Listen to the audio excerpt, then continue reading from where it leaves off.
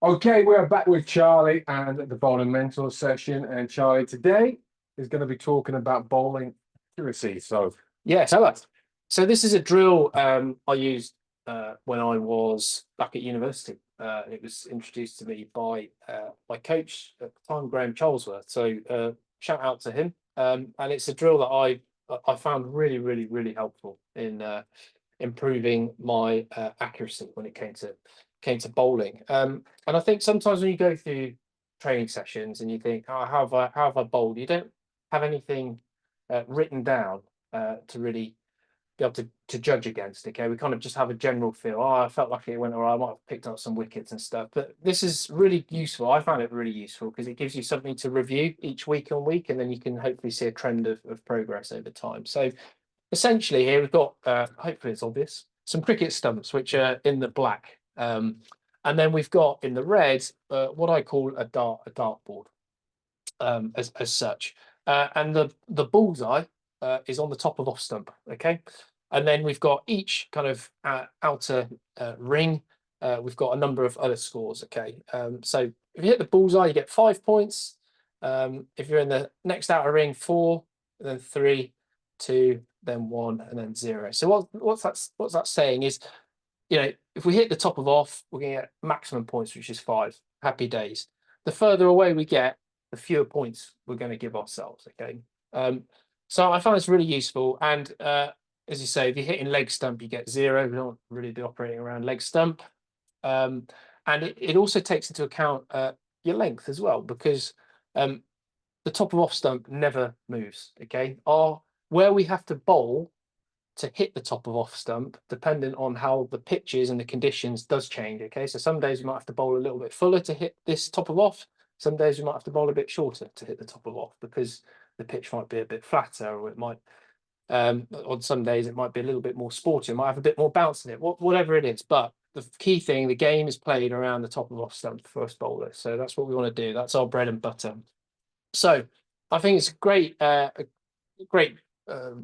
drill to do and to use, and it's subjective. You get someone else to mark you. So bowl a set of six, or an over.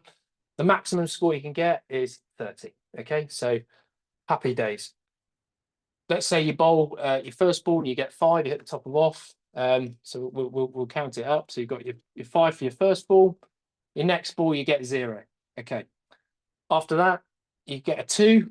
Okay, so you bowled a reasonable ball in anywhere in this kind of ring, and then you get a four, and then you go for, let's say, another five, and then you finish off with another five. Okay, so what you can do, I found this is really beneficial. So that's over one. That's the first over I've bowled in the session. Okay, so say you're going to bowl 5 overs over a training session. You score each over that you've done, and that will give you a total score for for each of the overs. Then you can add them up, and it will give you a maximum score of how accurate you've been. Okay, over your training session. Okay, so we know what the maximum number of marks we can get, which is 30 in one over. And it's just a way that we can then track how we're doing, how we're progressing, because clearly we want to be hitting fours and fives more often. Certainly when I started, I was getting, I'd hit 1 5 and then I'd get zero and stuff. And then what I did week and week and week of doing this and bowling, having real purpose behind what I'm trying to do and being able to actually mark it and score it, I saw my numbers improve. Okay, so I'd started. You can then write it down as a percentage. I won't do the sums here because I promise you I won't be able to add them up. So, but my point is, you can mark out a 30, and then you get a percentage, and then you see how many balls you're bowling in a good area, hopefully over a period of time. And furthermore, you can also add up the number of fours and fives. So, you might get reasonable score if you bowl you get five, five, and a four. Okay, three great balls, and then you bowl three zeros. Okay, well, you come away with kind of 50% accuracy. But actually, the zeros have all gone for boundaries potentially because there's a pretty rubbish ball. So you can start to actually look at how many. You could break it down some more. So you see how many fours, fives, fours you're getting, and hopefully we're starting to not mitigate, starting to bowl less zero, one, and two deliveries. If that makes sense. We're starting to get more three, fours, and fives. It's just a really useful drill.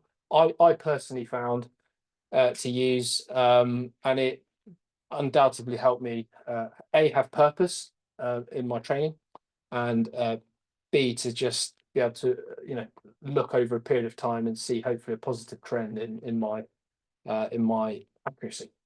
So on a similar vein, you could do this sort of thing if you are someone who prefers your length to actually put it on the lens. It doesn't have to be 1 to 5, but 1 to 3. Slightly bigger. You got to give yourself a little bit easier chance, because obviously hitting the length slightly different than hitting the top of off. But just using the same sort of thing and challenging yourself, because sometimes what bowlers are like to say, I want to keep going until I do this.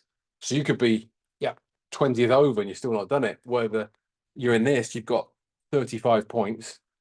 And you could say, right, I want to get 30 points. Or what did I get last time? So you've always got somewhere to go, rather than keep going and going and going. You're always challenging the score you had before. Exactly. That's it. And it's all about that. And I think that's most importantly.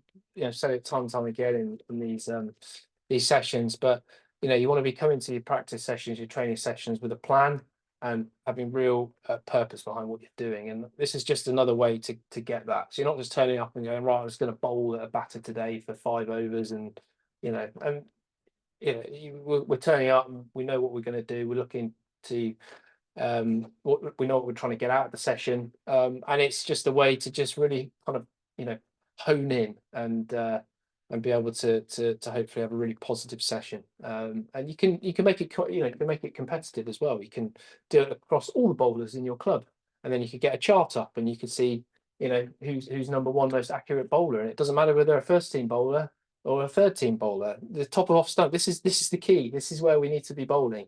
Most of our time. This is our bread and butter, as I've said, as a bowler, and where we need to operate. And and that's another way to do it. You get a load of do it across. I appreciate it takes a little bit of coordination and to get it all set up, and someone has to be diligent enough to write the numbers down and things. But if you can, then it's a great way to just add a bit more purpose, maybe to your club training sessions.